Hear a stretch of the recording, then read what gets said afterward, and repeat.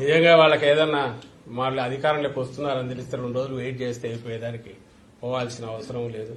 ఏదో ఒక హడావుడి చేయాలి అనేది ఒకటి వాళ్ళకి కనపడుతుంది. ఆ హడావుడి చేయడంలో పోగానే ఇలాంటివి రాస్తున్నారు, ఇలాంటివి అలాగే లేఖలు పోయిస్తున్నారు.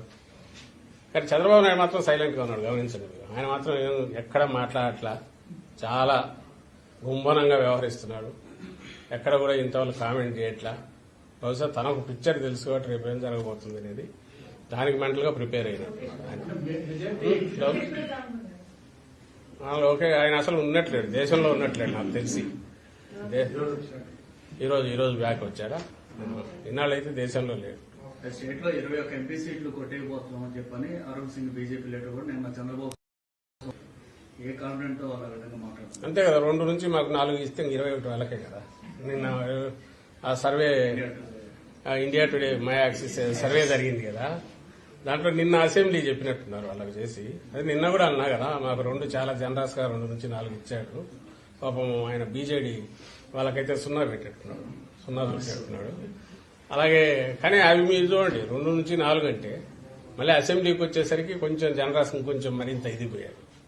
కానీ అసెంబ్లీ లెక్కలే మీరు చూస్తే మై యాక్సిస్ అనే దాంట్లో మరి జనసేనకు ఎవరో నాకు మార్నింగ్ గుర్తు చేశారు, 7% ఓట్ షేర్ ఇచ్చాడు. జనసేన పోటీ చేసింది 21 సీట్లలో. 21 సీట్లలో 7% ఆఫ్ టోటల్ పోల్డ్ ఓట్స్ అంటే వాళ్ళకు ఆ 21 సీట్లలో 61% వాళ్ళకు పోల్ అయి ఉండాలి. అంటే 21 సీట్లలో 61% పోల్ అయితే అది టోటల్ ఓట్స్ లో 7% అవుతుంది.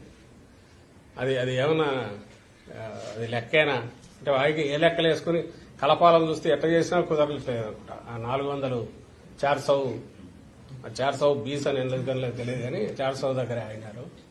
అక్కడికి పోవడం కోసం స్ట్రెచ్ చేసిన దాంట్లో మన ఏపీలోనే చూస్తే వైఎస్ఆర్ కాంగ్రెస్ పార్టీకి 44% ఓట్ షేర్ ఇచ్చాడు. సీట్లు ఎన్ని ఇచ్చాడా? 55 నుంచి 77 ఇచ్చాడు. 42% వచ్చిన వాడికి ఎన్ని ఇచ్చినాడు? టీడీపీకి నాకు గుర్తుండి 78 నుంచి 96 ఏమో ఇచ్చినట్టున్నాడు.